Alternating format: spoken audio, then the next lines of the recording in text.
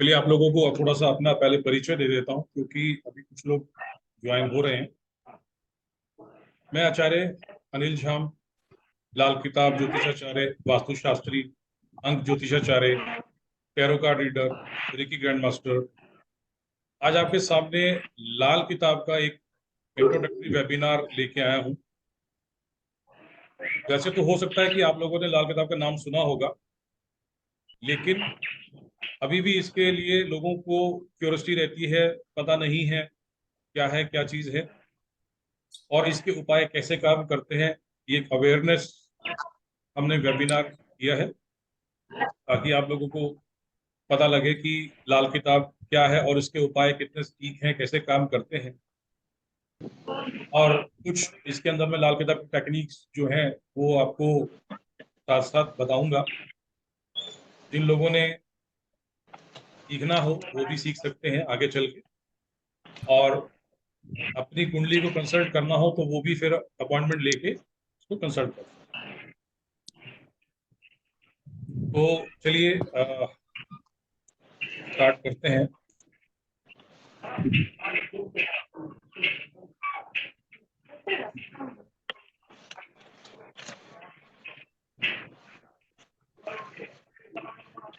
पत्ती जो पराशर पत्ती है वो ऋषि मुनियों ने हमें दी, लेकिन उसके अंदर में काफी गणनाएं होती हैं, काफी उसमें योग होते हैं। आगे चल के कुछ सालों पीछे पंडित रूपचंद जोशी जी ने ये बुक लिखी। आपको मेरी स्क्रीन नजर आ रही है ना सबको? विजिबल है। ठीक है। तो लाल किताब ये पंडित रूपचंद जोशी जी हैं, इन्होंने 1939 में पहला एडिशन लिखा और 5 एडिशन टोटल आए इस बुक के 1952 तक, जो कि सभी उर्दू में थे। ये पहला एडिशन है 1939 का। उसके बाद में 1952 में ये फाइनल एडिशन किया इन्होंने, जो कि 2 पार्ट्स में था और ये बुक उर्दू लैंग्वेज में थी। अब बेसिकली क्या था इसके अंदर में, इसका कॉन्सेप्ट क्या है लाल किताब का। इसके अंदर में ये चीज है, राशि छोड़ नक्षत्र भूला, ना ही कोई पंचांग लिया। जो लोग ज्योतिष जानते हैं उनको पता होगा कि जब हम प्लैनेट्स कोई भी कुंडली देखते हैं तो उसके अंदर में प्लैनेट जिस राशि में बैठा है, जिस घर में बैठा है, जिस नक्षत्र में बैठा है, उसको लेके भविष्यवाणी की जाती है, जोड़ तोड़ किया जाता है कि ये ऐसे है तो वो वैसे था, ये योग बनेगा। ठीक। लेकिन लाल किताब में क्या हुआ? लाल किताब के अंदर में सीधी बात की गई है, हाउस ऑफ ऑक्यूपेंट में बात की गई है। इसके अंदर में सिर्फ 12 खानों की बात की गई है कि कुंडली के अंदर में 12 घर होते हैं। जैसे आप ये देख पा रहे होंगे, first house, second house, third house, जो ये लिखा हुआ है, ये फर्स्ट हाउस, इस तरह से ये सेकंड हाउस, थर्ड हाउस, मतलब ये घर हैं, कुंडली के 12 घर हैं, जिसके अंदर में अलग अलग इंटरप्रिटेशन की जाती है।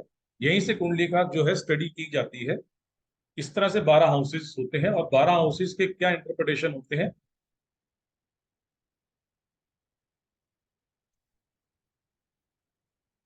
ये हैं वो 12 हाउसेस के इंटरप्रिटेशन, जिसके अंदर में आप देखेंगे ये जो फर्स्ट हाउस है,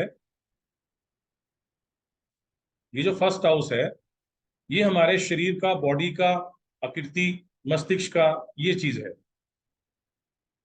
इसी तरह ही सेकंड हाउस से हम क्या देखते हैं? धन, पत्नी, परिवार, सुख।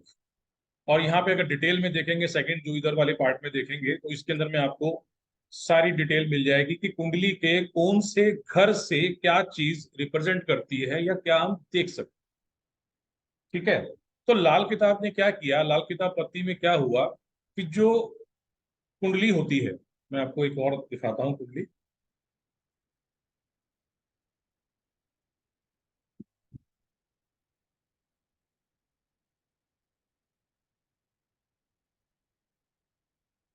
ये देखिए, अब ये लाल किताब की जो कुंडली जो है वो कैसे बनती है और क्या होती है। ये तो है एक जन्म कुंडली जो आप सबने अब तक देखी होगी। इस प्रथम भाव में, फर्स्ट हाउस में, एक अंक लिखा हुआ है नंबर 5। अगर आपको दिख रहा है तो, किसी को विजिबल ना हो या दिक्कत हो तो बता सकता है मुझे। ये देखिए, ये अंक 5 लिखा है यहाँ पर। इसका मतलब ये हुआ कि जन्म कुंडली के अंदर में ये जो अंक लिखा है ये राशि का अंक है। ठीक, अब राशि क्या है, यहाँ पे 5 नंबर की राशि है, लेकिन जब कोई कुंडली को लाल किताब की कुंडली में जब कन्वर्ट करते हैं तो यहाँ पे ये राशि का अंक गायब हो जाता है और हाउस का घर आ जा लिखा हुआ आ जाता है। जैसे एक नंबर लिखा है तो ये एक ही रहेगा, यहाँ पे फिक्स रहेगा। मीन्स यहाँ पे ये 5 नंबर जो है इसको हम भूल जाएंगे, ये 6 नंबर को भूल जाएंगे, ये जो अंक लिखे हैं, राशियों के जो अंक लिखे हैं इनको भूल जाएंगे हम, और सीधा सीधा प्लेनेट जो है वैसे का वैसे प्लेस कर देंगे। जैसे यहाँ पर पहले घर के अंदर में कोई प्लेनेट नहीं है तो यहाँ भी नहीं है। ठीक है, जैसे अगर मैं यहाँ पे बात करूं फर्स्ट हाउस में, यहाँ पे एक नंबर लिखा है और यहाँ पे कोई प्लैनेट नहीं। अब यहाँ पे सेकंड हाउस में जो जन्म कुंडली लिखी है, जहां पर सेकंड हाउस में यहाँ पे गुरु प्लैनेट बैठा हुआ है, तो यहाँ पे सेकंड हाउस में वैसे का वैसे ही गुरु लिख दिया गया। ओके, ऐसे ही तीसरे घर के अंदर में शुक्र लिखा हुआ है तो यहाँ पे शुक्र लिखा गया। मींस जो प्लेनेट है वो तो ऐसे के ऐसे लिखे जाएंगे, सिर्फ ये अंक जो लिखे हैं इनको समाप्त करके इसकी जगह पे घरों के अंक लिखे जाएंगे, 1 नंबर, 2 नंबर, 3 नंबर, 4 नंबर। यानी कि लाल किताब का असूल क्या कहता है कि राशि भूला, नक्षत्र भूला, राशि भूला, नक्षत्र भूला। ना तो मैंने राशि लेनी है, ना मैंने नक्षत्र देखना है, ना ही कोई पंचांगी है। मेष राशि खुद लगन को गिनकर 12 पक्के घर मान लिए। ठीक है ना, तो इसका मतलब क्या हुआ कि 12 घर है, तो 12 घरों के अंदर में ये मान के चले कि 12 मकान है, इनके मालिक कोई भी हो सकते हैं। हमने बात करनी है यहाँ पे कौन आके बैठा है, किसने ये फ्लैट ले रखा है, चाहे वो किराए पे ले रखा है। अब जो यहाँ पे बैठा होगा इसका मतलब क्या हुआ कि उसकी भूमिका जो है ज्यादा है, यानी कि वो इस वक्त का मालिक है, ना कि वो मकान मालिक जो कहीं और बैठा है। यहाँ पे जो जिसका कब्जा है उसका खेल है सारा। तो लाल किताब क्या बात करती है, हाउस ऑफ ऑक्यूपेंट पे बात करती है कि हाउस ऑफ ऑक्यूपेंट मीन्स जो मकान का इस वक्त का मालिक है, जिसके हाथ में कब्जा है। तो यहां तक समझ आ गया तो आप चैट में लिख सकते हैं।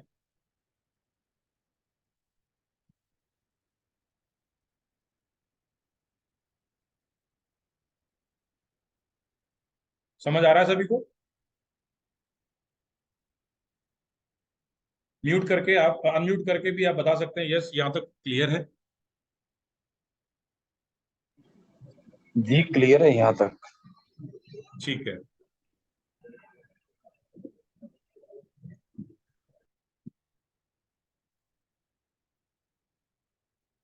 अब इसके अंदर में एक और खास बात क्या है, एक सेकंड रुको।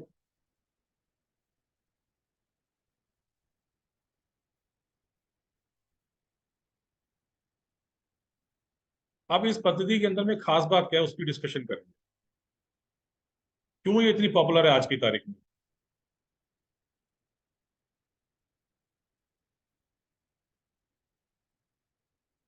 क्यों पॉपुलर है, क्योंकि इसके जो स्ट्रॉन्ग पॉइंट्स हैं वो ये हैं कि सबसे बड़ी बात कि ये पहले बहुत ही कम खर्चे में इसके उपाय हो जाते हैं, बहुत इजी रेमेडीज होती हैं। जैसे 4 नारियल बहाने हैं, खोटे सिक्के बहाने हैं, या कोई सुरमे का टुकड़ा जो है वो दबाना है, तांबे का पैसा गले में डालना है, तांबे के टुकड़े दबाने हैं। तो इस तरह से जो है इसके उपाय होते हैं, और रेमेडीज भी करना बहुत आसान है। जैसे दबाना है, बहाना है, या गले में धारण करना है, या दान करना है, या किसी को खिला देना है। तो इसलिए ये रेमेडीज जो है इसकी इजी भी है करने में। जैसे आप वैदिक के अंदर बात करें तो वैदिक के अंदर में क्या होता है, कोई भी प्लेनेट है उसके लिए उसको मंत्रों का जाप किया जाता है। अब उसके मंत्रों का जाप जो है कम से कम किसी का 17,000 का जप है, किसी का 1.25 लाख का जप है, जिसके लिए जो है ब्राह्मण की दक्षिणा भी लगती है और समय भी लगता है और खर्च भी बहुत आता है। तो ऐसे में लाल किताब के उपाय जो है डू योर सेल्फ वाला सिस्टम है कि इसके अंदर में आपको किसी को अप्रोच नहीं करना और आप खुद से जो है इसके उपाय कर सकते हैं। ठीक है, अब तीसरी जो मेन बात है, बहुत ही फास्ट रिजल्ट्स हैं मैडम। तीसरी जो है बहुत ही फास्ट रिजल्ट्स हैं। इसके जो रिजल्ट्स हैं वो कुछ घंटों में ही जो है कई बार परिणाम आ जाते हैं, और या कुछ दिनों में कह लीजिए, ऐसा नहीं है कि बहुत टाइम लगता है। तो इसके अंदर में मतलब कुछ घंटों से लेके कुछ दिनों के अंदर अंदर रिजल्ट्स मिलने शुरू हो जाते हैं। इसकी रेमेडी ऐसी है। इसके अंदर में क्या है कि तत्वों का तत्वों से इलाज, मींस कि हर प्लेनेट की कोई ना कोई चीज है, कोई ना कोई तत्व होता है, ठीक है। अब उसके तत्वों का, उसके एलिमेंट्स का या तो बहाना है या दबाना है या किसी को दान देना है या कुछ भी ऐसे करना है, तो तत्व का तत्व से इलाज, इसीलिए इसके रिजल्ट्स जो है वो फास्ट है। तो लाल किताब का जो मूल बिंदु क्या है, मूल पॉइंट क्या है? कॉस्ट इफेक्टिवनेस, करने में आसान और इफेक्टिव, और हमारे जीवन के अंदर में कोई जो नेगेटिव चीजें हैं उनको दूर करना। आपने, कई लोगों ने, आप में से हो सकता है कई लोगों का एक्सपीरियंस रहा होगा कि बहुत उपाय कर लिए लेकिन जो है हमारे को रिजल्ट नहीं मिले, ठीक है ना। किसी ने कहा यहाँ चले जाओ, किसी ने कहा ये उपाय कर लो, किसी ने कुछ कहा होगा, लेकिन हमारे को जो है ना रिजल्ट नहीं मिले। तो लाल किताब जो है, वो लाल किताब क्या कहती है कि तू शिद्दत से, अगर तू पूरे मन से अगर तू उपाय करेगा तो तुझे रिजल्ट अवश्य मिलेगा। सिर्फ शर्त यह है कि टाइम, कुंडली का जो टाइम है आपका वो सही होना चाहिए, दुरुस्त होना चाहिए। दुरुस्त का मतलब ओके होना चाहिए, जिसको आज की भाषा में हम लोग बोलते हैं BTR, बर्थ टाइम रेक्टिफिकेशन, जो कि आज केपी जो लॉजी है, जो केपी पत्ती है ज्योतिष की, उसके अंदर में भी ये चीजें आजकल BTR की जाती है। कुंडली को देखा जाता है और फिर उसके उपाय दिए जाते हैं। ऐसे ही लाल किताब के अंदर में भी पहले सीधा नहीं के उपाय करने चाहिए, पहले जो है उसको देखना चाहिए, उसके सिम्टम मैच करने चाहिए, सिम्टम मैच करके फिर उसके बाद में जो है उसका उपाय करना चाहिए, करवाना चाहिए। खुद से, नेट से देख के, यूट्यूब से देख के अपने आप उपाय नहीं करने चाहिए, नहीं तो ये लाल किताब के उपाय गलत भी आपके साथ हो सकता है, कर सकते हैं। इसलिए इस चीज का जो है विशेष ध्यान रखते हुए करना चाहिए।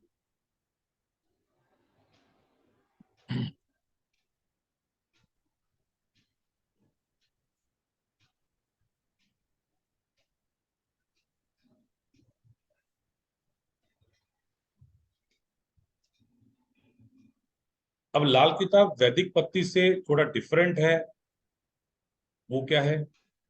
अगर कोई सीखने की इच्छा से अगर देख रहा है तो ये उसके लिए यूजफुल हो सकती है कि लाल किताब जो है उसकी एक अपनी व्याकरण है, उसका अपना एक सिस्टम है। वैदिक से थोड़ा सा अलग है लेकिन वैदिक से ही है, और वैदिक से थोड़ा अलग है।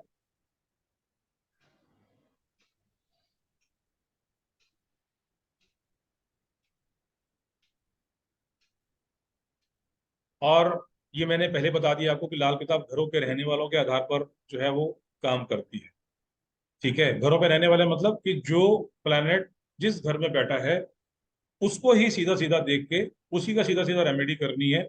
जैसे मान लीजिए आपने कोई फ्लैट या कोई मकान रेंट पे ले रखा है या शॉप रेंट पे ले रखी है, ठीक है।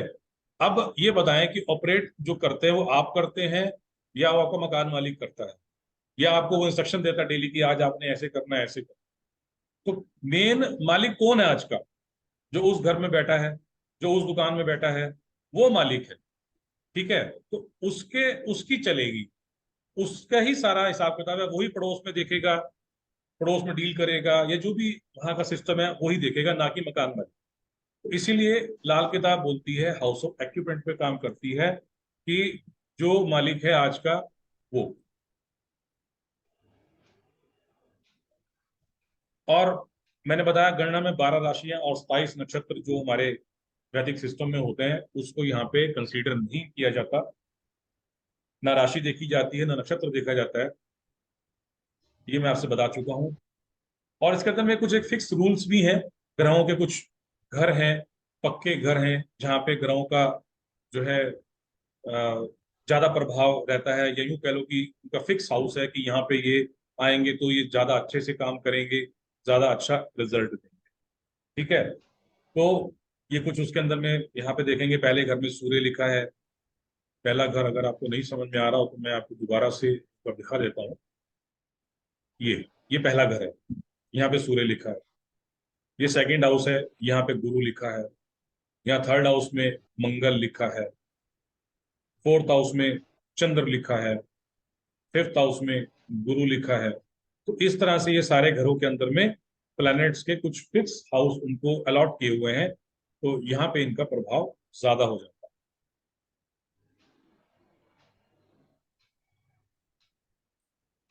अब हमारे हाथों में भी, क्योंकि ये लाल किताब को जो बोला गया, इसको सामुद्रिक शास्त्र एक होता है, सामुद्रिक शास्त्र की एक ब्रांच है। मतलब सामुद्रिक शास्त्र मतलब कि जिसके अंदर में हाथों को समुद्र माना गया और लकीरों को जो है उसके ऊपर बहुत गहरा माना गया, तो इसलिए इसको समुद्रिक शास्त्र, इसका जो था नाम है, ग्रंथ है, जिसको हस्तरेखा ग्रंथ भी बोलते हैं, जिसमें फेस रीडिंग भी आती है। हमारे फेस के ऊपर में जो लाइंस है, माथे पे जो, मस्तक पे जो लाइंस हैं, वो सब जो है समुद्रिक शास्त्र का पार्ट है। हमारी आंखें कैसी हैं, हमारे चिन्स कैसे हैं, हमारे होंठ कैसे हैं, नाक कैसा है, कान कैसे हैं, ये सब समुद्रिक शास्त्र का जो है पार्ट है। उसी तरह से हाथों के अंदर में, हमारे हाथों के अंदर में हथेली पर प्लैनेट्स के क्षेत्र होते हैं। जैसे ये दिखा रहा हूं मैं आपको, गुरु का क्षेत्र लिखा हुआ है, दिख रहा है आपको? ये सेकंड है, शनि का क्षेत्र है, मतलब कि ये प्लैनेट्स की प्लेसिंग है यहाँ पर। तीसरा जो क्षेत्र है वो सूर्य का क्षेत्र है।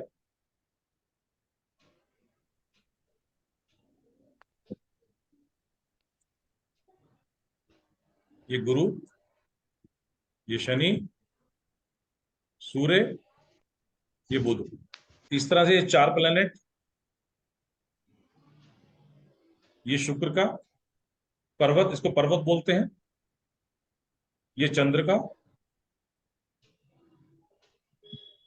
ये देखिए मंगल। मंगल दो तरह के होते हैं, एक मंगल नेक, एक मंगल बद, लाल किताब के अनुसार। उसके बाद में ये सब रेखाएं हैं। और हमारे हाथों में जो राशियां होती 12, पहली उंगली में मेष राशि से शुरू होके 1 नंबर, 2 नंबर, 3 नंबर, ऐसे।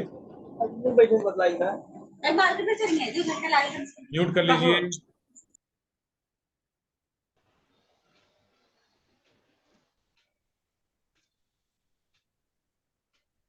इस तरह से सामुद्रिक शास्त्र में, विज्ञान में, यहाँ पर जो है हमारे हाथों के अंदर में 12 राशियां भी चिन्हित की गई हैं, कि 12 राशियां हमारे जो हाथ में इस तरह से होती हैं, ये जो आप देख रहे हैं। ठीक है, तो इस तरह से ये होती है। तो मतलब लाल किताब के अंदर में सभी चीजें हैं। मतलब हस्तरेखाओं का आधार पे भी कुंडली बनती है। पहले टाइम में जो इसमें सिद्धस्त थे वो हाथ देख के भी कुंडली जो है बना देते थे। अभी भी कुछ लोग हैं जो हाथ देके भी, जिनके पास डेट ऑफ बर्थ टाइम नहीं है, कुंडली बना देते हैं। फिर इसके बाद में लाल किताब क्या बोलती है कि आपकी कुंडली के अनुसार आपके मकान के अंदर में क्या व्यवस्था हुई हुई है। दिस इज कॉल्ड मकान कुंडली। मकान के अंदर में आपकी क्या आपने चीजें, वस्तुएं रखी होंगी, वो आपकी कुंडली से भी पता चलता है कि आपके मकान का जो अंदरूनी जो हिस्सा है, किचन कहाँ होगी, टॉयलेट कहाँ होगा, है ना, या फिर आपने बेडरूम कहाँ बनाया होगा, या क्या सामान रखा होगा। तो लाल किताब जो है मकान कुंडली में भी डील करती है। उससे ये भी पता लगता है कि आपके मकान में कहाँ कुछ आपने सामान गलत रखा हो सकता है, जो आपको दिक्कत दे रहा है। अब मैं बात कर रहा था कि लोग जो हैं उपाय करे हैं, हमने बहुत कुछ कर लिया जी। जैसे मेरे को भी कुछ लोगों ने मैसेज किया, एक सेकंड।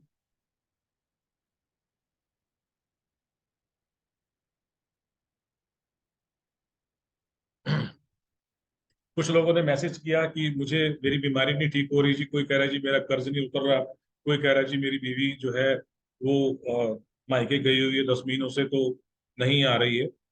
तो यहाँ पे मैं कहना चाहूंगा कि दो चीजें आपके ऊपर में लागू होती हैं, ध्यान रखें। एक तो जन्म कुंडली, ठीक, दूसरा वास्तु आपके ऊपर में। ये दोनों चीजों का प्रभाव आपके ऊपर में बराबर बराबर रहता है। तीसरा जो फैक्टर है वो है आपके कर्मास। आप जैसे कर्म करते हैं आपको उस तरह का जो है फल मिलता है। जब आप इस सृष्टि में, इस धरती पर आए, तो आपको पूर्व जन्म के आधार पर ये जन्म मिला, आपको पूर्व जन्म के आधार पर आपको भाग्य मिला। तो वो आपको जो कर्म है, इसको प्रारब्ध बोलते हैं, वो तो असंचित कर्म है, वो आपको यहाँ पे भुगतना है, वो आपको मिलना है। अच्छा या बुरा वो कुछ भी हो सकता है, तो वो आपको मिलना है। उसी के आधार पर आपको वास्तु मिलेगा, देश मिलेगा, धरती मिलेगी। हो सकता है आपके कर्म अच्छे ना हो, क्या पता वो अफ्रीका में कुदरत जन्म दे दे। कर्म अच्छे हैं तो क्या पता स्विट्जरलैंड में दे दे या कहीं और दे दे, जहाँ पे अमीर रिचनेस चलती है। किसी गरीब के घर पैदा हो रहे हैं या किसी के बड़े अमीर के घर पैदा हो रहे हैं, ये सब कर्मों का खेल। तो इसलिए कर्म का चैप्टर तो सबसे ऊपर रहेगा, लेकिन जो पास्ट कर्म के हिसाब से जो आपने कमाए हैं संचित, और वो आप ये जन्म लेकर आए हैं, उसी के आधार पर आपको ये कुंडली आपकी निर्माण हुई है। कुंडली बेसिकली होती क्या है? जब कोई बच्चा, मनुष्य जब जन्म लेता है इस धरती पर, उस वक्त आकाश में जो ग्रह नक्षत्रों की जो पोजीशन होती है या खाका होता है, वो आपकी जन्म कुंडली होती है। मतलब कि आज सूर्य कहाँ है, चंद्रमा कहाँ है, मंगल कहाँ है, बुध कहाँ है, बृहस्पति कहाँ है, उस वक्त की जो मूवमेंट है ब्रह्मांड में, वही आपकी जन्म कुंडली होती है, उस क्षण की, जिस क्षण आप पैदा होते हैं। यत पिंडे शास्त्रों में भी बोला गया है, यत पिंडे तत् ब्रह्मांडे, तत् ब्रह्मांडे यत पिंडे, यानी कि जो ब्रह्मांड में है वो इस पिंड में है, और जो इस पिंड में है वो ब्रह्मांड में। जो घटना ऊपर घट रही है, वो हमारे अंदर, हमारे इस मंडल में भी वही चीजें हो रही हैं। तो दोनों चीजें बड़ी कनेक्टेड है। अब दूसरी चीज मैं बात कर रहा था वास्तु की। कर्मास हो गए, कुंडली आप जन्म लेके आए, भाग्य लेके आ गए। अब तीसरी चीज आ गई कि आपका वास्तु। वास्तु एक ऐसी चीज अच्छा। है कि जिसके माध्यम से आप अपनी कुंडली के प्रभाव को परिवर्तित कर सकते हैं। प्रभु ने एक दो चीजों में छूट दी है। एक इस जन्म के कर्म की, जो हमने अपने विवेक से जो है कर्म करने हैं। क्योंकि मेरा ऐसा मानना है कि एक कर्म को एक कर्म ही काट सकता है, लोहे को लोहा ही काट सकता है, डायमंड का डायमंड्स, तो ऐसे ही कर्म को कर्म ही काट सकता है। ठीक है, तो कर्म को कर्म ही काट सकता, तो ये एक सिद्धांत आप मान के चलें। आप कोई कर्म आपका लिखा हुआ है और कोई जन्म आप अच्छा हेलो। करते हैं। हाँ सर, कौन बोल रहा है बीच में? म्यूट ये करें। लोग बहुत बीच ये लोग बहुत बीच में डिस्टरबेंस करते हैं। कोई लेडी है, कोई जेंट्स है। हिना जी देखिए बोलो ना प्लीज, अनम्यूट करे। म्यूट सर करें मैं उनको। कर रही हूँ, सबको म्यूट कर रही हूँ, बट एक गौतम है, वो नहीं एक्सेस मिल पा रहा, उसको आप कर दो। उसको रिमूव कर दो आप, बाकी अगर नहीं वो समझ पा रहे तो। गौतम शाह जी, ठीक। ये मैं रिमूव कर देता हूँ, उनको बाद में आ जाएंगे जिसको। सर आप अनाउंस कर दें एक बार, सो दैट लोग जो है ना वो अपने म्यूट कर लें अपने आप को। मैं फिर बार बार बोल रहा हूँ कि प्लीज म्यूट कर लें। जो मेरा फ्लो है वो टूटता है, आपको भी फिर समझ नहीं आएगी जो मैं समझाने के लिए यहाँ आया हूँ, है ना? तो उसका फिर पर्पस डिफीट हो जाएगा। अभी कोई और है जिसका अनम्यूट हो? अभी म्यूट हो मतलब?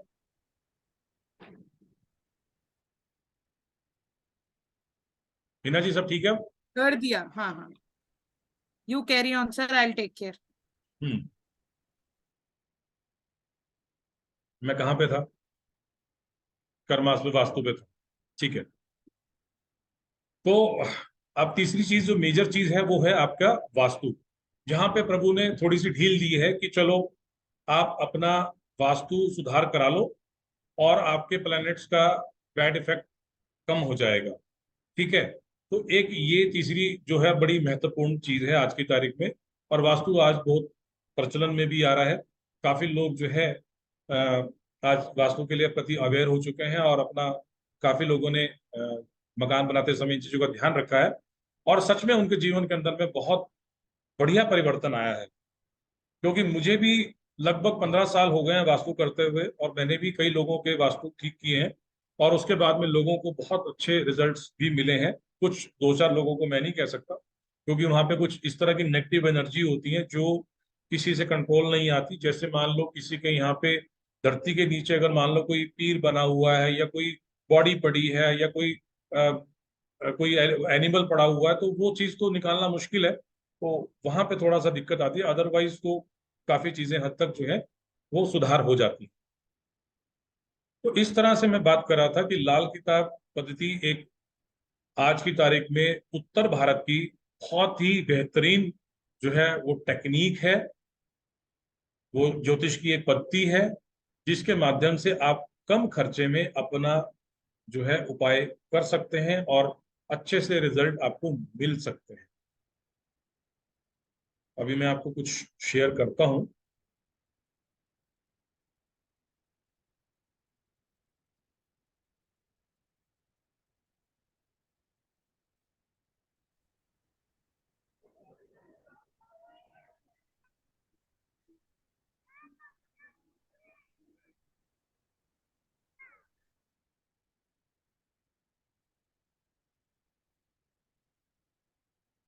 अब जो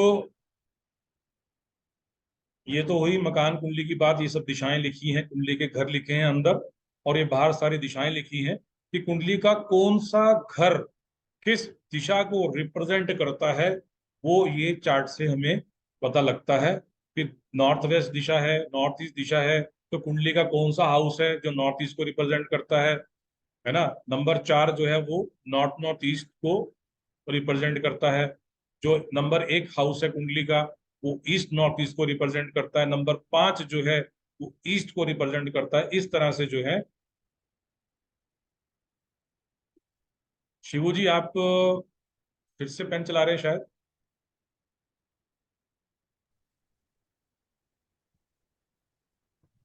अब यहाँ पे लाल किताब एक और बहुत महत्वपूर्ण सूत्र हमें देती है जो वैदिक कुंडली के अंदर में जो है बड़ा टिपिकल है।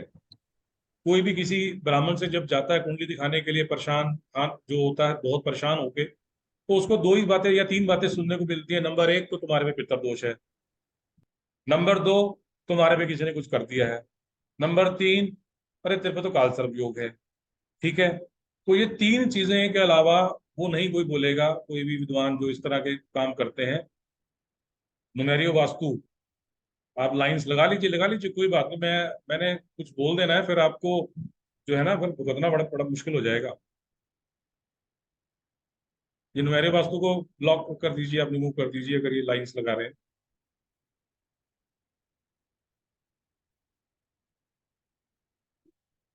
मैं यहाँ पे एक बात कहना चाहूंगा कि अगर आपका इंटरेस्ट नहीं है तो आप, जिसका इंटरेस्ट नहीं है वो छोड़ के जा सकता है। क्यों परेशान हो रहे हो आप?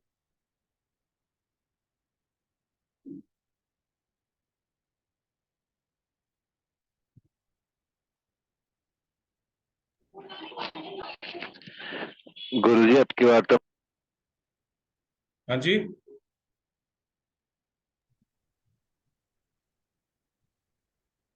अब लाल किताब के अंदर में एक और बड़ी महत्वपूर्ण चीज है, पितृ दोष। मैं देखो सारी लाल किताब का तो नहीं बता सकता, लेकिन जो मेजर मेजर चीजें हैं आपको वो बताने की मैं पूरी पूरी कोशिश कर रहा हूँ। तो लाल किताब के अंदर में पितृ दोष एक बहुत महत्वपूर्ण टॉपिक है, और लाल किताब ने 10 तरह के पितृ दोष जो हैं वो बताए हैं। और लाल किताब बोलती है करे कोई भरे कोई, करे बाबा भुगते पोता। मतलब जो हम आज शायद जो कर्मास या हम जो परेशान हो रहे हैं, दुख झेल रहे हैं, तो वो हो सकता है कि हमारे पूर्वजों का जो है कर्म किया हुआ है वो हमें भुगतान करना पड़ता है। इसीलिए बोला जाता है कि कर्म अच्छे करो, नहीं तो आपकी आने वाली पीढ़ियों को, बच्चों को भुगतान करना पड़ेगा। ठीक है, तो ये लाल किताब के अंदर में बहुत जबरदस्त चीज दी हुई है जिसको फरमान के अंदर में बोला गया है, करे कोई भरे कोई, करे बाबा भुगते पोता। मतलब करेगा दादा, भुगते का पोता। बीच में फादर का रोल इसलिए नहीं है क्योंकि फादर जब संतान उत्पत्ति होती है तो 25 साल, 26 साल या 27 साल की एज रही होगी, तब तक उसके कर्मास की इतनी चैप्टर नहीं होता जितना उसके दादा यानी उसके फादर दादा का चैप्टर बन चुका होता है। तो इसलिए करे बाबा भुगते पोता वाला ज्यादा इफेक्ट है। तो कितने तरह के ऋण बनाए गए हैं लाल किताब में? पूर्वजों का ऋण, पितृ ऋण, 10। स्वयं, हाँ जी, स्वयं का ऋण, माता का ऋण, पत्नी का ऋण, संबंधी का ऋण, पुत्री का ऋण, जालिमाना ऋण, आजन्मा ऋण और कुदरती ऋण। ये 10 तरह के जो है ऋण है। किसी ने अपनी पत्नी को परेशान किया, मारा पीटा या कुछ, उसके साथ जब वो गर्भवती थी तो परेशान किया तो पत्नी का ऋण लग गया। ऐसे ही माता के साथ अगर उसने अभद्रता की, माता को कष्ट दिया तो मातृ ऋण लग गया। पितृ ऋण के अंदर में क्या होता है कि पुरुषों से कोई गलती हो गई, किसी ने पीपल का पेड़ कटवा दिया, मंदिर के अंदर में कोई तोड़ाफोड़ी करा दी, है ना, या मूर्तियां सड़क पे फेंक दी, फोटो सड़क पे फेंक दी, तो वहां पे ये इस तरह के फिर पितरों का ऋण और पूर्वजों का ऋण लग जाता है। संबंधी का ऋण होता है कि जैसे आपने किसी संबंधी को चीट किया, कुछ अमानत लेके मार ली या कुछ भी किया, तो वो संबंधी का ऋण लग जाता है। पुत्री का ऋण होता है कि अगर किसी ने कोख के अंदर में ही कन्या का जो है वो हनन किया, कन्या को ही मार दिया, गर्भपात करा दिया, तो वहां पे उसको पुत्री का ऋण जो है लग जाता है। पुत्री का ऋण मोस्टली बुध खराब होकर कुंडली के अंदर में शो होता है। ऐसे ही कुदरत के ऋण है। कुदरत के ऋण के अंदर में जैसे आपने पेड़ों के साथ में पेड़ों को कटवा दिया, कुत्तों को मारा, या और इस तरह के जो कुदरती चीजें हैं उनके साथ आपने गलत किया, तो वहां पे ये कुदरत का ऋण जो है लागू हो जाता है। इस तरह से वहां पे अलग अलग ऋणों की व्याख्या दी गई है और इनके अलग अलग परिहार और इनके उपाय भी वहां पे दिए गए हैं। सिर्फ क्या है कि कुंडली विश्लेषण करा के जो है आप इस चीजों को देख सकते हैं कि आपकी कुंडली के अंदर में कौन सा ऋण लग रहा है जिसकी वजह से आप यहाँ परेशान हो रहे हैं। ठीक है, तो ये मेजर चीज इसलिए मैंने डिस्कस की है कि जितने मर्जी आप उपाय कर लोगे, जब तक ये ऋण नहीं आप अपनी कुंडली में ठीक कराओगे, तब तक आपके उपाय काम नहीं करने वाले। लिख के ले लो आप मुझसे, कितने भी वर्ष आपको लग जाए, कितने भी पाठ पूजा, कितने भी नाक घिस लो आप, जब तक आप ये ऋण से मुक्त नहीं होगे, तब तक आपकी कुंडली का उपाय सक्सेसफुल नहीं होगा। 19-20 हो सकता है कोई फर्क पड़ गया हो आपको, लेकिन ये पहले, सबसे पहले इन ऋणों का भुगतान करना बहुत जरूरी है। तो यहां तक एक बार मैं चाहूंगा कि आप अपनी वीडियोज ऑन करके या बता सकते हैं कि आपको अभी तक जो मैंने ज्ञान दिया वो कैसा लगा है, अच्छा लग रहा है। चैट में आप दिख रहे हैं, क्लियर है, ओके, यस यस, गुड।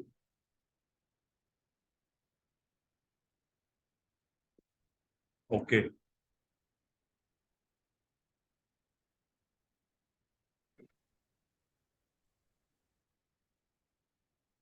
अब लाल किताब के अनुसार मैं आपको कुछ आपको जो है फास्ट रेमेडीज, जो जनरल रेमेडीज के तौर पे कुछ चीजें बताता हूं कि 9 प्लैनेट्स हैं। ठीक है, ये सबको पता है 9 प्लैनेट्स हैं। वो 9 प्लैनेट्स हमारे इर्द गिर्द हमारे रिश्तेदारों के रूप में मौजूद हैं। हमारे रिश्ते हैं वो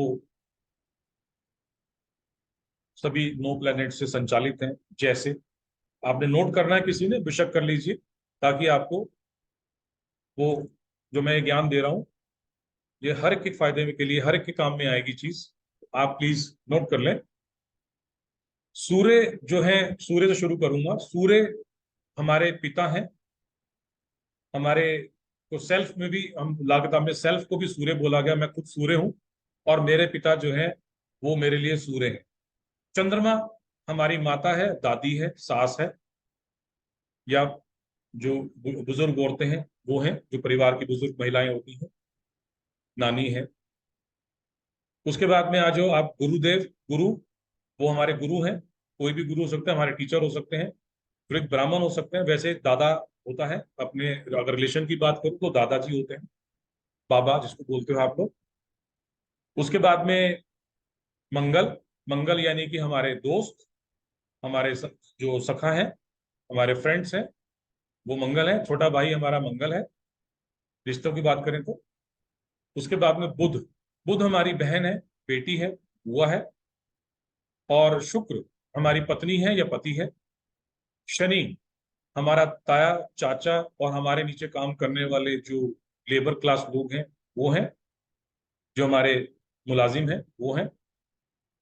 और राहु जो है वो हमारी ससुराल है, हमारे ससुर हैं। और केतु जो है वो हमारी संतान है, जो पुत्र संतान है वो केतु है। अब ये 9 प्लैनेट्स हैं, ये 9 प्लैनेट्स के 9 रिश्ते हैं। वैसे तो ज्यादा हो गए, लेकिन मेजरली तो 9 रिश्ते हो गए। माँ बाप, बहन भाई, बेटी, ससुराल। ठीक। अगर कोई रिश्ता आप खराब कर रहे हैं तो उससे रिलेटेड वो प्लैनेट ऑटोमेटिकली खराब हो रहा है। और अगर कोई रिश्ता अपने आप खराब हो रहा है तो समझ लेना आपका वो प्लैनेट वो खराब हो रहा है। ठीक है। तो इससे आपको ये पता लग जाएगा कि आपका कौन सा प्लैनेट माल फंक्शन हो रहा है या खराबी देने पे उतर आया है। तो समय रहते उसका उपाय कर लो। और उपाय में भी क्या करना, जो कुंडली दिखा के करोगे वो ठीक है, लेकिन उसके अलावा यदि आपने उपाय करना है तो इन रिश्तों को मेंटेन करो, अच्छे से उनकी रिस्पेक्ट करो। पिता के पांव छुओ, माता के पांव छुओ। ठीक है। बहन को इज्जत दो, बेटी को इज्जत दो। जैसे कईयों के होता है कि हमारे तो बुआ से बोलचाल ही नहीं है जी, बुआ के परिवार के साथ हमारा बोलचाल ही नहीं है, बहनों के साथ बिगाड़ रखी है। तो भैया यकीन मानना, बहनों के साथ बिगाड़ोगे तो आपका व्यापार नहीं चलेगा, कोई गुडविल नहीं रहनी आपकी। क्योंकि जो सबसे खतरनाक जो प्लेनेट है जिसका बैड इफेक्ट आता है वो है बुध। क्यों? बुध गोल बोला गया, बुध गोल है, गोल गोल वस्तु बुध बोली गई। ब्रह्मांड हमारा गोल है, 360 डिग्री है। और सारे प्लैनेट उसी 360 डिग्री के अंदर में ही मूवमेंट है। बुध को बोला गया खाली स्थान, खाली ब्रह्मांड। ठीक है। मान लीजिए ये मैं आपके सामने एक गिलास है, ये खाली है, इसमें कुछ नहीं है, ये बुध है, खाली, खोखला। तो बुध के अंदर में, बुध के दायरे में हर चीज रह के काम करती है। इसीलिए बहन बेटी बुआ के साथ बिगाड़ मत करना, नहीं तो सक्सेस तो मिलनी नहीं। ठीक है। उसके बाद में कोई ससुराल से नहीं बना रहा है, किसी ससुराल से नहीं बनती है। माँ बाप की रिस्पेक्ट तो आजकल वैसे ही छुट्टी पे चली गई है। मेरे पास तो बहुत केस आते हैं ऐसे, परेशान पेरेंट्स आते हैं कि बच्चे मानते नहीं है, तो मोबाइल ने उनकी एस्टेसी कर रखी है, उनकी विचारधारा ही चेंज हो गई है। तो ये 9 रिश्तों को अगर आप संभाल लेते हो ना, तो यकीन मानना आपका कोई प्लेनेट खराब भी नहीं होगा और कोई आपको खराबी तंग नहीं करेगा। और विशेषकर माँ बाप और बहन या बेटी या बुआ, ये 3 रिश्ते भी मेंटेन हो गए ना, तब भी बहुत कुछ मेंटेन हो जाएगा। इस चीज का आप कोई बहुत जरूरी जो ये ज्ञान है ये मैंने आपको दिया है, इसको गांठ बांध लेना, उसको हल्के में मत लेना कि आज वेबिनार में मिला है तो आप करके देखना फिर मुझे बता।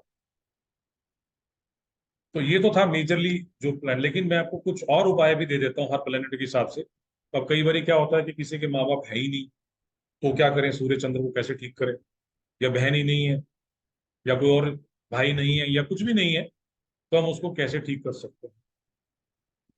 तो उसके लिए चलिए मैं फिर से स्क्रीन शेयर करता हूँ।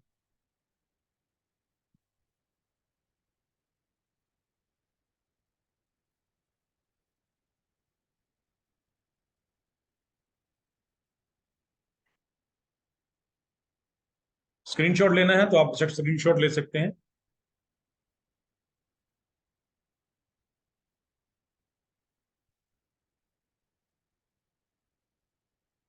सूर्य का प्रभाव यदि आपने अच्छा करना है तो उसके लिए जो सूर्य की चीज है गुड़, वो आप नदी के अंदर में प्रवाहित करें। 43 दिनों तक करेंगे तो बहुत अच्छे रिजल्ट मिलेंगे। जितने भी ये उपाय करने हैं दिन के समय करने हैं, ये ध्यान रखें। आप 43 दिनों तक जो है सूर्य का ये गुड़ जो है वो बहा सकते हैं, बेहतर होगा। अगर आप कुंडली दिखा के करें तो ज्यादा अच्छा है, नहीं तो आप ये 43 दिनों तक जो है ये उपाय नॉर्मली भी कर सकते हैं जनरल रेमेडीज के तौर पे। और चंद्रमा का प्रभाव यदि अच्छा करना है तो मैंने जैसे बताया, या तो माता दादी इनके पांव छुएं, नहीं तो चंद्रमा का जो वस्तु है वो है दूध या जल। तो दूध या शुद्ध जल का लोटा अपने रात को सिरहाने रखें और सुबह उठ के जो है उसे किक्कर के वृक्ष में डाल दें। बबूल का पेड़ होता है किक्कर का, उसमें डाल दें, कोशिश तो करें उसी में डालें, नहीं तो पौधों में भी डाल सकते हैं आप। तीसरा, मंगल के लिए क्या करें? मंगल नेक, नेक मतलब अब ये दो तरह का मंगल है, एक मंगल नेक, एक मंगल खराब। तो बहते जल के अंदर में पताशे होते हैं ना, व्हाइट कलर के पताशे, वो जो है वो प्रोवाइड करें। और मीठी रोटी जो है वो कुत्तों को आप डाल सकते हैं। मंगल बद, उसके लिए मंगल बद की शांति के लिए आप जो है जल के अंदर में रेवड़ियां होती हैं, जो सर्दियों में तिल वाली जो गुड़ की रेवड़ियां आती हैं, चीनी की आती हैं, वो आप प्रोवाइड कर सकते हैं। और बुध के लिए आप जो है पुराने समय के जो तांबे के पैसे थे वो जल प्रवाह कर सकते हैं। बृहस्पति के लिए आप जो है केसर दूध में डाल के पी सकते हैं, केसर का तिलक कर सकते हैं।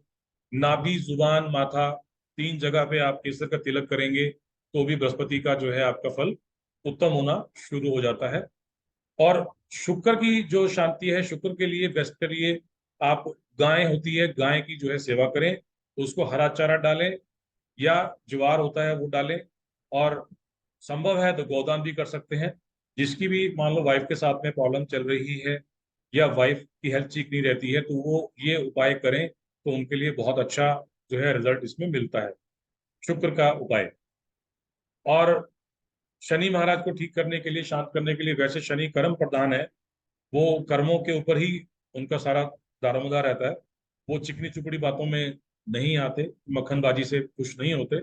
पर फिर भी आप अपना जो है सरसों के तेल के उसमें कटोरी में डाल के आप अपनी छाया देखकर उसको शनि का जो है दान आप दे सकते हैं। जो टकोत आते हैं उनको दे सकते हैं या शनि पर जाकर वहां चढ़ा सकते हैं।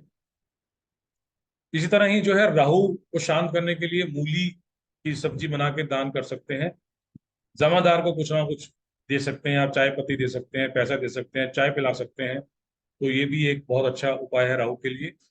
और केतु को अगर आपने ठीक करना है तो कुत्तों को जो है वो मीठी रोटियां बना के दे सकते हैं। आपका केतु यानी कि अगर पुत्र संतान ठीक नहीं है या किसी परेशानी में है या आपके साथ अच्छे से नहीं बिहेव हो रहा है, तो आप ये वाला उपाय भी जो है केतु का कर सकते हैं। और इसमें विशेष बात यह है कि किसी भी उपाय को अगर आप 43 दिनों तक लगातार करोगे तो आपको रिजल्ट अच्छे मिलेंगे। यदि ये उपाय खंडित हो जाता है तो फिर से उसको दोबारा से जीरो से शुरू करना होगा। और ये जो बारिश का मौसम है, बारिश के मौसम में तो बादलों के मौसम में भी उपाय नहीं होता है, तो इसलिए इस दो दो चीजों का विशेष ध्यान रखना है कि उपाय खंडित ना हो और मौसम साफ हो, जब भी आप ये उपाय करें। तो ये कॉमन से कुछ मैंने जो उपाय आपको बताए हैं लाल किताब के अनुसार, जो कॉमन रेमेडीज हैं, वो आप करके आप अपना प्लेनेट को सुधार सकते हैं। इसके अलावा भी कुछ और बातें भी हैं, जैसे आप चांदी का चौकोर टुकड़ा अपने पास रख सकते हैं, वो आपका मंगल भी ठीक करेगा, चंद्रमा भी ठीक करेगा। ठीक। और अपनी माँ से, दादी से या नानी से आप चावल और चांदी का दान भी लेके अपने पास रख सकते हैं। 2 मुट्ठी, 1-2 मुट्ठी चावल, एक चांदी की कोई वस्तु लेके अपने पास संभाल के रख सकते हैं, तो वो भी चंद्रमा को जो है शुभ करता है। मंगल को ठीक करने रखने के लिए आप अपनी किचन के अंदर में आप मिट्टी के बर्तन के अंदर में थोड़ी सी शहद, लगभग किलो, 1.25 किलो शहद डाल के उसको कपड़े से उसका मुंह बांध के उसको वहां पे रख सकते हैं किचन में। उसको इस्तेमाल नहीं करना, इसको मंगल कलश की स्थापना समझ लीजिए, तो वो वहां पे ये कर सकते हैं। उसके अलावा किसी को बीमारी है, तकलीफ ठीक नहीं हो रही है, बीमार रह रहे हैं रेगुलर, तो उस केस में क्या कर सकते हैं? उस केस में ऐसे व्यक्ति के पास एक बाउल के अंदर में कुछ कॉइन्स डाल के रख दीजिए, 1 के, 2 के, 5 के, वो डाल के रख दीजिए और रोज उसमें से एक सिक्का उठा के सवेरे जमादार को दान दे दीजिए। तो बहुत ही जल्दी उसके अंदर में उनको रिजल्ट मिलना शुरू हो जाएगा और बीमारी से काफी हद तक उनको रिलीफ मिलेगा। तो ये कुछ कॉमन रेमेडीज थी लाल किताब की, जो मैंने आपको हर आयाम से बताई। हाँ, धन के लिए एक और, बरकत के लिए एक बहुत जरूरी रेमेडी बता देता हूँ। बहुत आसान सी रेमेडी है। जायफल आता है, जायफल आपको पंसारी से मिल जाएगा। जायफल सुपारी की तरह होता है। वो जायफल आपने लेना है, उसको ग्रीन धागे से, हरे धागे से लपेट के उसको अपने पास परस में रख सकते हैं, जहां पैसा रखते हैं वहां रख सकते हैं, और आपको जो है वो धन की बरकत देगा। यदि आप उससे भी अच्छी रेमेडी चाहते हैं तो फिर ये एक पायराइट का स्टोन आता है आजकल। ये पायराइट भी बहुत धन आकर्षित करने में बहुत कामयाब है। ये एक फूल्स गोल्ड बोला गया है, नकली सोना टाइप जैसे होता है ये स्टोन आता है। आप ये भी जो है अपने धन के स्थान पे जो है रख सकते हैं। उसके अलावा कुछ ब्रेसलेट्स आते हैं, ब्रेसलेट्स की फॉर्म में भी आजकल चीजें आती हैं। ये भी पायरेट का ब्रेसलेट है, ये भी आप धन के लिए पहन सकते हैं।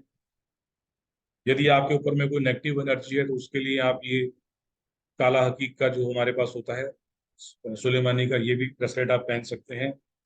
मियाँ बीवी में रिलेशन अच्छे नहीं है तो रोज क्वार्ट्स जो है इसका ब्रेसलेट पहनना ये भी रिलेशन को बेहतर करता है। कॉन्फिडेंस नहीं है, पढ़ाई में कंसंट्रेशन बढ़ानी है तो ये टाइगर स्टोन का ब्रेसलेट बहुत अच्छा इफेक्टिव रहता है। और धन के लिए धन आकर्षण करने के लिए ये भी बुध का ग्रीन कलर का जो है ग्रीन एवेंचुराइन का ब्रेसलेट होता है, ये भी काफी कारगर होता है। तो कुछ चीजें ये मैंने लाल किताब से हटके आपको बताई हैं कि रेमेडीज के तौर पे आप जो है क्या क्या इस्तेमाल कर सकते हैं। तो ये तो थी लाल किताब की चर्चा। बाकी अगर आप में से किसी का सीखने का इंटरेस्ट हो तो ग्रुप में या व्हाट्सएप में आप शेयर करके डिटेल्स पूछ सकते हैं, तो मैं वहाँ पे आपको शेयर कर दूंगा। अदरवाइज आपको कंसल्ट करना है तो आप कंसल्ट के लिए मैं आपको लिंक उसमें डाल दूंगा ग्रुप में, आप वहां से अपना स्लॉट बुक कर सकते हैं। अपनी कुंडली जो है कंसल्ट करके लाल किताब के अनुसार जो भी आपके रेमेडीज बनेगी वो आप करके अपने जीवन के अंदर में परिवर्तन ला सकते हैं। और मेरा ऐसा मानना है कि लाइफ के अंदर में ये चीजें आपको कर लेनी चाहिए, क्योंकि जिंदगी तो मिलेगी ना दोबारा। आप चाहे लाखों खर्च लो या करोड़ों खर्च लो, जीवन जो चला गया वो वापस नहीं आने वाला। तो इसलिए आप अपने जो रेमेडीज हैं अपनी लाइफ की वो जरूर करें, सो दैट कि जितना भी जीवन आपके पास यहाँ है वो अच्छे से आप जो है उसको जी सकें और अपने लक्ष्यों को हासिल कर सकें। इसी शुभकामना के साथ मैं अभी निवाणी को विराम तो दे रहा हूँ, लेकिन अब मैं आपसे कुछ जो भी आपका कुछ सवाल है तो वो मैं लूंगा। जी, अब एक एक करके अपना हैंड रेस करते हुए पूछेंगे, ये नहीं कि सारे शुरू हो जाएंगे। हिना जी उसको जिन्होंने पूछना है हैंड रेस कर लेंगे, हिना जी उनको अनम्यूट करवा के बात करा सकते हैं। पुष्पा बंगाली जी ने हैंड रेस किया है शायद।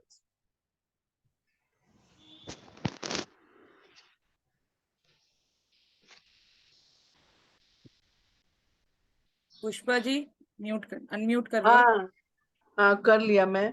नमस्कार, मैंने नमस्कार। प्रणाम गुरुजी। प्रणाम प्रणाम। मुझे ये पूछना, आपने बुध का बताया कि गोल है, हाँ जी। बुध गोल है, हाँ तो जी, बाकी के शेप्स भी आप बताने का कष्ट करेंगे?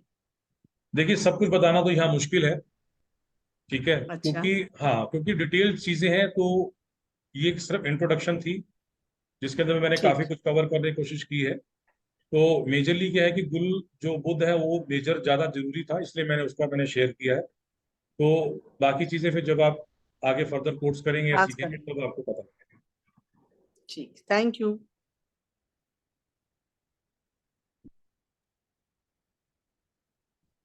आशा जी नेक्स्ट, अनम्यूट कर लो।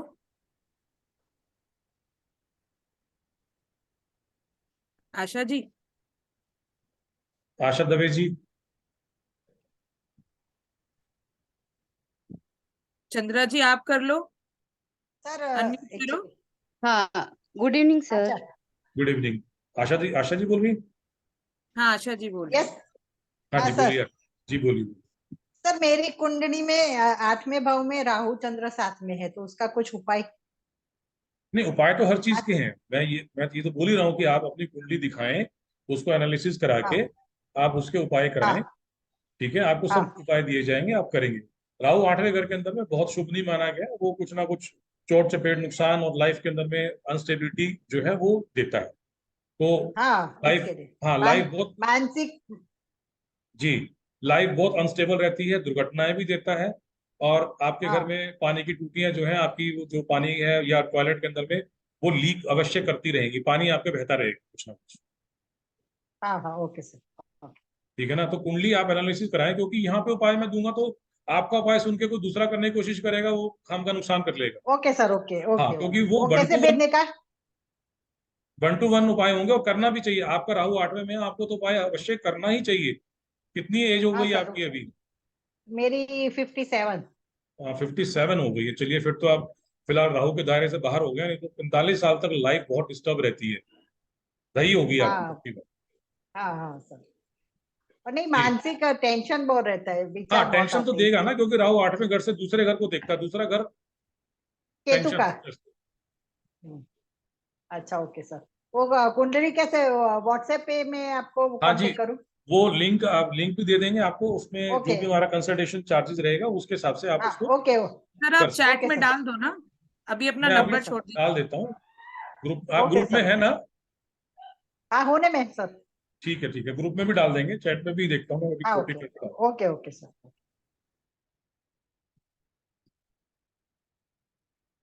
एक मिनट, नेक्स्ट चंद्रा जी। मैं शेयर कर देता हूँ, एक मिनट लिंक जरा देख के।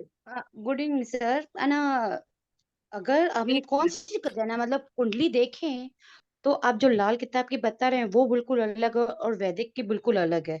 तो इसमें कंफ्यूजन नहीं हो जाएगी अगर किसी के मैरिज का नहीं देखना नहीं हो? नहीं, कुंडली अलग नहीं है।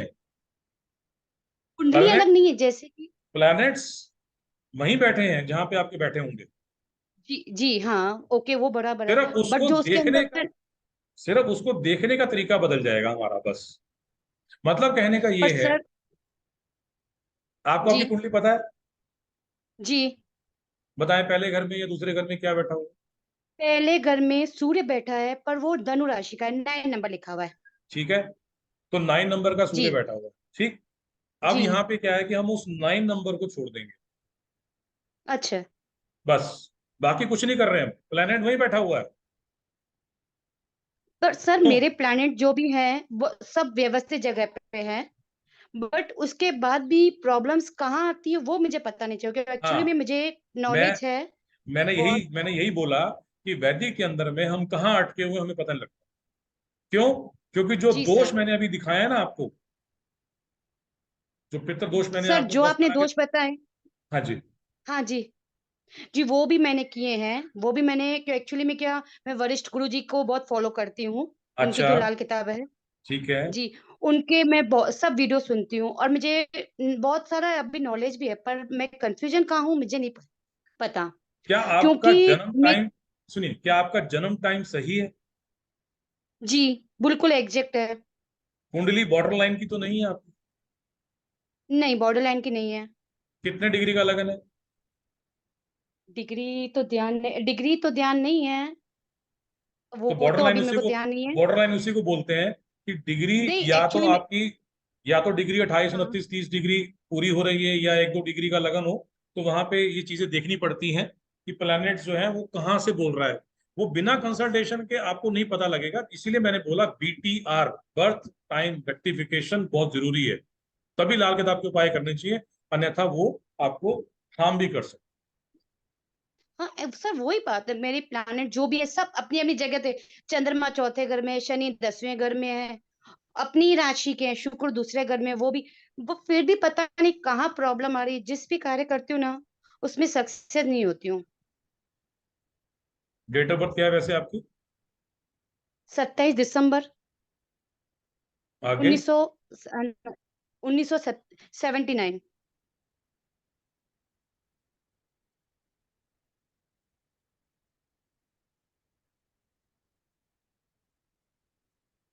समय सुबह 8:10। नहीं, मैं अभी एक मिनट रुक जाओ, मैं कुछ और देख। जी सर।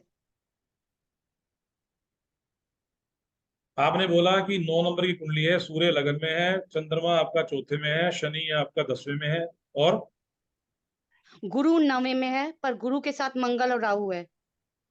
गुरु मंगल राहु। अच्छा, केतु 3 हो गया। 9th में है। केतु 3 केतु हो गया। 3 में है हाँ। हाँ ठीक है। जी केतु 3 में है। और और क्या है? बुध 12वें में है। बुध बुध 12 12वें में में है। है। ठीक है। जी अब सारी कुंडली का जो एक्सेल है ना, एक्सेल पॉइंट, जी। जो आपकी कुंडली का एक्सेल पॉइंट है, जहां पे आपकी कुंडली अटकी हुई है, वो है राहु और केतु के ऊपर में। क्योंकि राहु आपका जो है वो नीच केतु आपका नीच होके बैठा है। केतु नीच का है, अच्छा। केतु भी और राहु भी। दोनों। ऑब्वियस ही बात है ना, एक नीच होगा तो दूसरा भी नीच होगा। जी हाँ। क्योंकि अगर राहु छठे घर में जाएगा या तीसरे घर में राहु जाएगा तो उच्च का हो जाएगा, तो केतु नौवें घर में जाएगा तो वो उच्च का हो जाएगा। जी अब ऐसा तो हो नहीं सकता ना, एक उच्च हो जाए दूसरा नीच हो जाए। दोनों दोनों ऐसे घूमते हैं ना, 180 डिग्री घूमते हैं। हाँ, हाँ वो आसाम, हाँ सर। आपके आपके 3 मामा, 3 चाचा, 3 बुआ, 3 मौसी, 3 बच्चे, 3 क्या है आपके? कुछ भी नहीं है। 3 मामा नहीं है, 3 बुआएं नहीं है।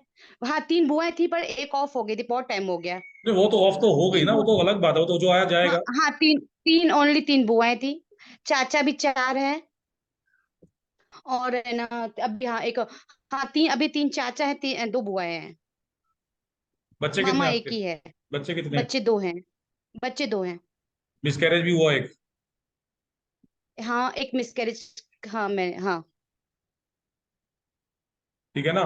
तो ये आपकी जो कुंडली है वो सारा उसी पे मैं कह रहा हूँ कि कहाँ पे बेस्ड है, कहाँ फंसी हुई है। ये जो इतने सालों की जो हम तपस्या कर रहे हैं, जो कुंडली देख रहे हैं, तो तब जाके चीजें पता लगती हैं कि कहाँ अटकी हुई है। अब ऐसा तो सूर्य आपका लगन में बैठा है तो सूर्य उच्च का है, जी सर। लेकिन राहु 9 में बैठा है, ग्रहण लगा दिया। सर बस मैं यहीं नौवां आके ग्रहण लग भाव, जाता है। नौवां भाव हमारा भाग्य का भाव है, वहां पे बैठा राहु। हाथी बोला गया है कि भाग्य की नाली में रोड़ा डाल के बैठा हुआ हाथी। हाँ हाँ। समझ गए? तो कोई भी काम बिना जी रुकावट के बनेगा नहीं। और जब भी काम आएगा या तो चारों तरफ से आएगा, नहीं तो स्टक होगा तो चारों तरफ से स्टक हो जाएगा। जी झटके सर। लेके काम सर चलता है, 3 झटके लेके। बार गवर्नमेंट जॉब लगते लगते मेरी रह गई। हाँ बिल्कुल, मिलना मुश्किल है गवर्नमेंट ना, जॉब, चीजें मिलना गवर्नमेंट जॉब मुश्किल सर हो जाती है। लगते लगते, हाँ। और एक बार अभी ये ग्राम पंचायत के इलेक्शन हुए उनमें, हन, बिल्कुल मतलब जीतने की थी, एकदम से डाउन हो गई। आपका कहाँ शुभ नाम? आके अटक। आपका शुभ नाम क्या जी है? मेरा चंद्रा। चंद्रा जी। अच्छा, और कहाँ से हैं आप? मैं राजस्थान से हूँ बट मैरिज मेरी गुजरात में हुई है। अच्छा, आप गुजरात से बोल रहे हैं। जी कोई बात नहीं, आप कुंडली को प्रॉपरली एनालिसिस करके आप मुझे बता देना क्या आपने उपाय किए हैं, क्या नहीं किए हैं, फिर देखते हैं। और कुंडली को सर। हाँ एनालिसिस करेंगे। आपको डिप्रेशन भी रहता होगा। जी सर बहुत। तभी कह रहा हूँ ना, आपको लग रहा है कुंडली वेल प्लेस्ड है। वेल प्लेस्ड नहीं है, आपकी मदर को भी प्रॉब्लम है। सब क्योंकि कहते हैं सूर्य प्रथम घर में है और अच्छा है। हाँ नो डाउट, मैं मतलब जैसे जो भी काम होते हैं एकदम से बोल्ड हूँ, सब आप काम कर कैमरा लेती हूँ। कैमरा ऑन कीजिए एक बार आपके, मैं देखना चाहता हूँ आपका माथा कैसा है और आपके बाल कर्ली हैं कैसे हैं। जी सर, एक मिनट। आपको सिर में जी दर्द सर। होता है? देखो माथा कितना हाँ ऊंचा है। माइग्रेन की प्रॉब्लम है। हाँ ये हाँ जी रहेगी। माइग्रेन की है। ये देखो माथा, माथा देखो आप, माथा कितना बोल्ड है, बड़ा है। ठीक है ना? हाँ सर। क्योंकि सूर्य बैठा है और 9 नंबर की राशि है, तो उन्नत ललाट और चौड़ा माथा। और बाल कैसे हैं, करली हैं थोड़े से। हाँ आगे से कर लिए थोड़े से। हाँ। और सिर दर्द तो होएगा ही होएगा, माइग्रेन तो रहेगा ही रहेगा। तो इसका मतलब क्या हुआ कि सूर्य आपका अच्छा रिजल्ट नहीं दे रहा है। सूर्य मेरा 11 डिग्री का है, हाँ। मैंने किसी से डिग्री पूछा को था। छोड़ दो, हम डिग्री तो गए ही नहीं जी, डिग्री पे तो हम जा ही नहीं रहे अभी। तो सूर्य अच्छा नहीं है। हाँ, सूर्य आपका रिजल्ट नहीं दे रहा, यही तो मैं कह रहा हूँ ना, लाल किताब यही तो पकड़ती है। अगर आप बोलते कि हाँ नहीं, सिद्धत नहीं होता, ये नहीं होता, बोलो फिर इट मीन सूर्य ओके था। और सरकारी नौकरी आपको नहीं मिली, 2 बार आप कह रहे हो कि चांस बना छूट गया, तो इसका मतलब क्या है कि सूर्य ठीक नहीं, सूर्य का फंक्शन नहीं काम कर रहा। हाँ। आई बात समझ में? तो लाल जी किताब सर। सिम्टम बेस्ड है, उसको सिम्टम से पकड़ते हैं हम, ना कि उस खाके से। ठीक है, मैंने कुंडली देखी, जी आपकी 4 चीजें मैंने बता दी, इसीलिए बताई कि ये चीज है। तो कुंडली चाहे कितनी भी, चंद्रमा आपका चौथे घर का, शनि अपने घर का, अरे भाई लेकिन सामने आमने बैठ के ऋषि योग तो बना दिया उन्होंने। हाँ सर। फिर तो उनका परिहार कौन करेगा पहले? सही बात है। है ना? तो तो ये चीज सर है। मुझे आपसे मैं कंसल्ट कर लूंगी, आप नंबर दे दीजिए। पर राहु का मुझे ना उपाय करना चाहिए। वो सब डिस्कस करेंगे, क्या करना चाहिए क्या नहीं करना चाहिए, तो सब आएगा, कोई बात नहीं, डिस्कस करेंगे जब आप इसमें प्रॉपर कंसल्ट करेंगे ना। जी सर। ठीक है ना? अभी तो फिलहाल आपको छोटा सा एक थैंक यू। पता लग गया, डेमो दे दिया कि हाँ भी आपकी कुंडली ये चीज है और ऐसे ऐसे हो रहा है आपके साथ। Thank you sir. चलिए ठीक है, ग्रुप में आपको लिंक भी शेयर कर दूंगा, हेलो। यहाँ भी कर देंगे। हाँ जी, राजकुमार जी अनम्यूट कर लो। हेलो। राजकुमार जी आपकी हेलो। आवाज नहीं आ रही। हाँ जी, बिल्कुल आ रही है, मैं आ रही है सर। हाँ अब आ रही है। हाँ सर, मैं पूछना चाह रहा था कि मेरी कुंडली के अंदर जो लगन के अंदर इष्ट होता है उसको किस हिसाब से करना चाहिए। लगन के अंदर में, कुंडली के अंदर में क्या होता है? ईस्ट। हाँ हाँ, क्या कौन है, क्या कैसे रेमेडीज करनी चाहिए। नहीं, ईस्ट के लिए रेमेडी क्या करनी है? ईस्ट को तो आपने पूजा करनी है ना, साधना है। तो उसके लिए आपकी जो हाँ, पंचम, जो पांचवा घर होता है कुंडली का, वहां से ईस्ट का निर्धारण होता है कि हमारा ईस्ट कौन है। हम उसको किस तो तरह सर से, कुंडली का कैसे पांचवा पता घर। चले सर, हाँ जी, कैसे पता चले सर। वो तो कुंडली दिखा के पता लगेगा आपको। अगर नॉलेज है तो ठीक है, नहीं तो कुंडली दिखा के आप पूछ सकते हैं कि आपका ईस्ट कौन है। वैसे आपका डेट ऑफ बर्थ क्या है आपकी? सर 5 अप्रैल 1988। 5 अप्रैल है, ठीक है। आप एक तो हनुमान जी की कर सकते हैं, कोई दिक्कत वाली बात नहीं। अप्रैल मंगल का है तो आप हनुमान जी की पूजा कर सकते हैं, वो तो है ही आपके लिए। हाँ और दूसरा, माँ दुर्गा की सेवा जो पूजा है आप वो कर सकते हैं। बाकी फिर भी कुंडली दिखा के और डिटेल आपको वहां पता लगेगी। फिलहाल हनुमान जी सर, और क्या माँ दुर्गा ये का आप। बहुत परेशानी आती है सर, हर जगह वो मिलता है सर, सक्सेस नहीं होती कहीं पे।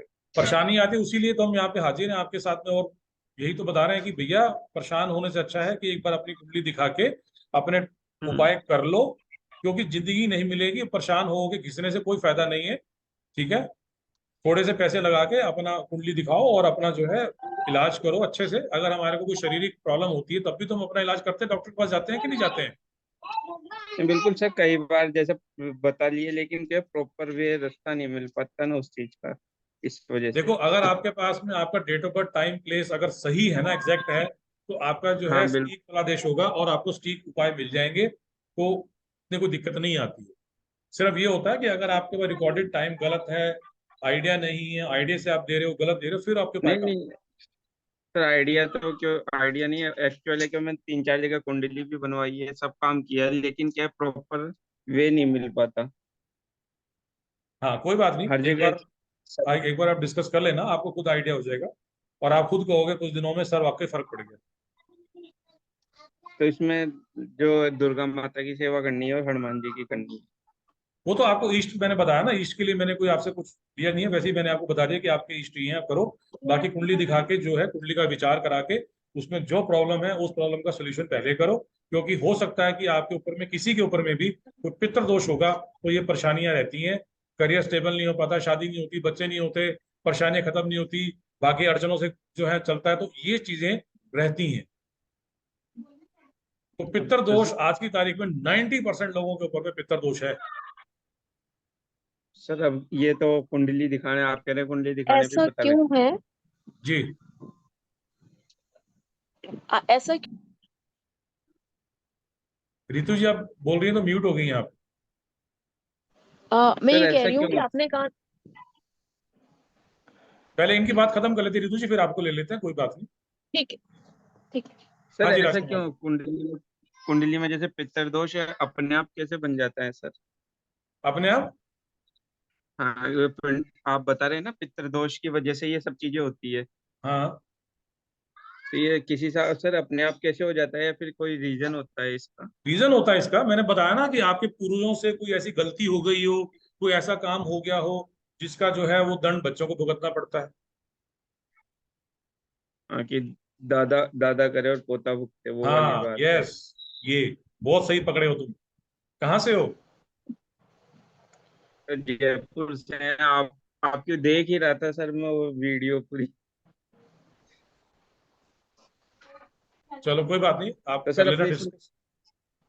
अब मैं सर ये नहीं इसमें कह रहा कि चार्जेस क्या जाके, मैं होंगे? ये नहीं कह रहा कि जाके दादा से लड़ने लग जाना कि दादा तुमने किया था मैं भुगत रहा हूँ, नहीं ये मत करना कि पंडित जी ने बोला था। नहीं नहीं नहीं नहीं सर, मेरे कहने का मतलब ये है कि उसको दादा उसको से मतलब बिल्कुल। परदादा भी हो सकता है, परदादा भी हो सकता है, दादी परदादी कुछ भी हो सकता है। बिल्कुल सर मतलब बिल्कुल। आपके पिता को छोड़ के ऊपर की पीढ़ी कोई भी हो सकती है। तो वहां तो सर पे इसके क्यों, अंदर। सुनो सुनो, अंबानी का पोता, हाँ अंबानी का पोता अब उसके घर में अगर हुआ है तो ऑब्वियस ही बात है कि हम मानिए अगर रिच धन कुबेर है तो भैया उसके घर में बच्चा भी धन कुबेर वाला ही हुआ। तो क्या दादा हाँ। के कर्मा से दादा ने पैसे जोड़े, दादा ने इतना बड़ा एम्पायर खड़ा किया, तो आज उसके घर में बच्चों संतान जो है उसकी अमीर हो रही है। ऐसे ही जब किसी के गरीब के घर में बच्चा पैदा होगा, गरीब बच्चा ही तो फिर वो, समझ लो बात को। तो वही मैं कह रहा हूँ कि अगर दादा गरीब है तो बच्चा अमीर होने की संभावना बहुत कम है। वो आगे चल के अमीर हो जाए अलग बात है, लेकिन जन्म से तो वो गरीब है। तो उसको क्या हुआ कि बाप दादा का जो कर्ज था या प्रॉपर्टी थी वो उसी को मिली। तो इसका मतलब यही हुआ कि बाप दादा के कर्म हमारे लिए, हमारे को तो मिलने हैं आगे चल के। अगर प्रॉपर्टी उनकी मिल रही है, उनके पैसा मिल रहा है, तो उनके कर्ज भी हमें मिलेंगे। तो वो कर्ज लोगों का भी हो सकता है और वो बिल्कुल। कर्ज कुदरत का भी हो सकता है या पितर भी हो सकते हैं, है ना। जैसे लोग पहले बहन बेटी का, किसी का ओके किसी ने सर। कोई हक मार लिया, बहन बेटी को परेशान करके कर दिया, तो बुध खराब हो गया। अच्छा। ठीक है ना। चलो कोई बात नहीं, यस। आप ओनली डिस्कस करना आराम से और फिर बात करेंगे। हाँ जी, नेक्स्ट प्लीज। नमस्ते पंडित जी। राजेंद्र अरोड़ा जी अनम्यूट कर लो। प्रणाम सर। प्रणाम जी। सर मेरी एक क्वेरी है जिसका मुझे कहीं पे भी एक कोई। सेकंड, एक सेकंड, राजेंद्र जी बोल रहे हैं? Yes sir. आपका कैमरा ऑन कर लीजिए। सर कैमरा ऑन भी कर नहीं पाऊंगा। अच्छा, वैसी अवस्था में बैठे, चलिए बताएं। सर मेरी एक क्वेरी है, मैं 2-3 क्वेरीज हैं, छोटी छोटी हैं, आप शॉर्ट में बता देना चाहे मुझे। एक तो ये है सर, मुझे मेरी डेट ऑफ बर्थ, जन्म टाइम वगैरह कुछ ध्यान नहीं है। तो ये बोला जा रहा है अभी आप कुल देवी की पूजा करो। अब कुल देवी की पूजा करें, कुल देवी का पता ही नहीं है, तो उसका पता कैसे करें? कोई पूर्वज, कोई बुजुर्ग लोग कोई परिवार में है नहीं, जब कुल तो देवी नहीं कैसे पता पता? होती, जब कुल देवी नहीं पता होती तो आप माँ दुर्गा को या किसी भी देवी को जिसमें आपकी आस्था है, आप उनको, उनके जी। साथ कनेक्ट हो सकते अच्छा अच्छा सर। सर दूसरा सर, अगर डेट ऑफ बर्थ टाइम वगैरह एग्जैक्ट अपने को नहीं मालूम, तो इसका कैसे अपनी कुंडली बना सकते हैं। हैं? हाँ, उसके लिए कुंडली तो नहीं, लेकिन उसके अंदर में आपकी कुछ चीजें जो है हम ऑरा से चेक करते हैं। ऑरा डिवाइस, ऑरा स्कैनर एक डिवाइस आती है। जी सर। इस तरह की डिवाइस होती है, अगर आपने पहले भी देखी हो तो इस तरह की ये डिवाइस से हम आपकी फोटो लेके या वीडियो के ऊपर में बात करके आपका ऑरा चेक करते हैं। आपकी जो कुंडली के अंदर में जो प्लैनेट्स हैं, कौन सा प्लैनेट खराब है, ठीक है, कौन सा दोष है, पित्ता दोष है, किया करा है, कुछ भी नेगेटिविटी है, तो वो इससे डायग्नोज हो जाती है।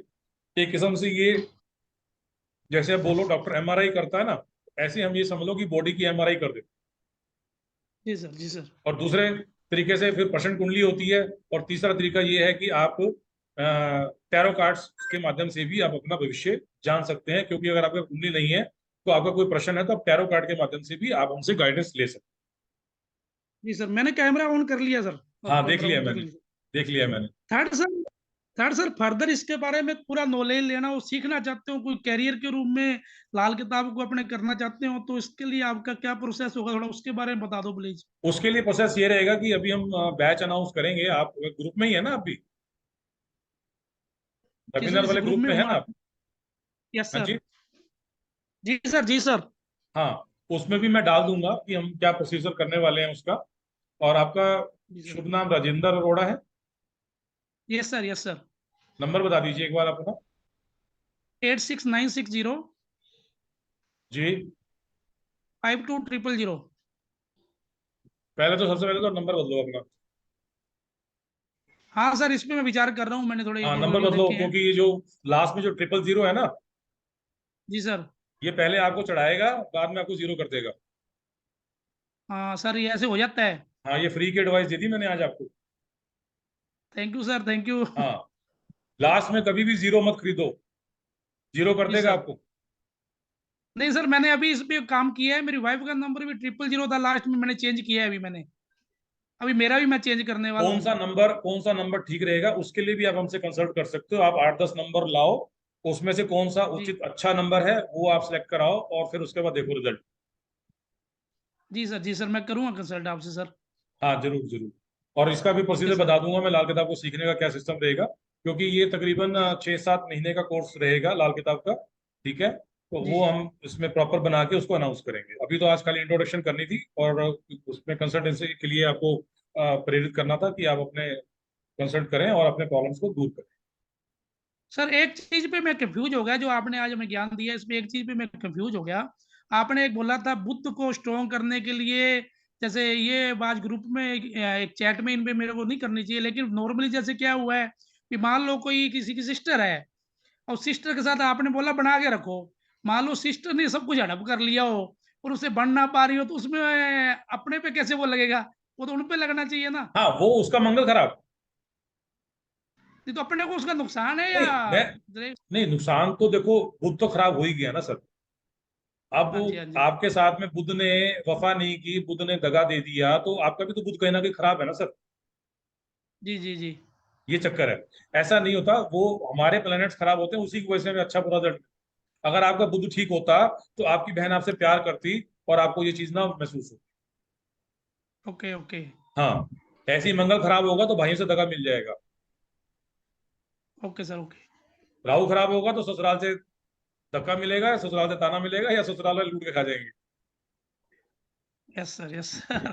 इसीलिए तो बोला गया ना, ओके देखो सर। इसमें हम किसी और को दोष नहीं दे सकते। कुंडली हमारी है, प्लैनेट्स हमारे हैं, प्रभाव हमारा जी है। जी पहले अपने आप को ठीक करेंगे तो ऑटोमेटिकली, देखो ऑरा क्या होता है, हमारी बॉडी से निकलने वाला जो प्रकाश है वो ऑरा मंडल होता है, और वो हमारे कर्मा से जी, क्या कह रहे हैं?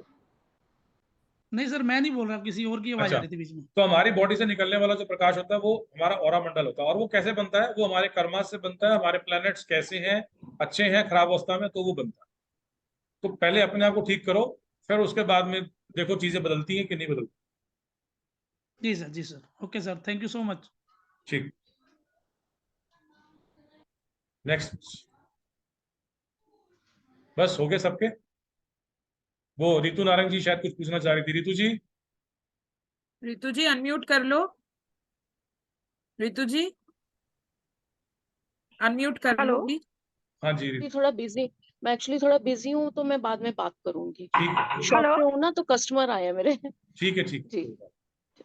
हेलो। हाँ जी, हाँ जी, हाँ जी, बोलिए। हाँ जी हाँ जी। ठीक है, कोई बात नहीं, आप जो ग्रुप में भी मैं डाल दूंगा, तो वहां पे लिंक डाल दूंगा, फिर आप उसमें ठीक से है। बुक कर लेना। कोई बात नहीं। Okay okay. जय जिनेंद्र पंडित जी। जय जिन। हाँ जी, बस काफी लोग लगता है लेफ्ट भी कर चुके हैं, तो फिर मैं अपनी वाणी और को किसी का क्वेश्चन है तो पूछ लो, अदरवाइज फिर हम